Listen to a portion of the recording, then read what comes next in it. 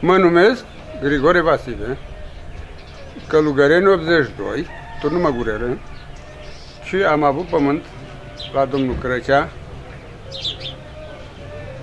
și am fost prea mulțumit de ceea ce mi-a dat. Și am auzit zvonuri până oraș, până în Odaia, că din Odaia se numește, și eu le-am spus la toți, eu am fost prea mulțumit de domnul Crăcea, că și-a făcut datoria, am avut și lucernă cumpărată de la domnul Crăcea și am fost mulțumit, am cumpărat-o, mi-a tăiat-o, decât m-am dus și am încărcat-o. Ce se mai... Asta a fost suficient pentru mine, că s-am fost prea mulțumit de ce. Și din ăștia care i-am auzit că nu e mulțumit, nu prea au stat pe lângă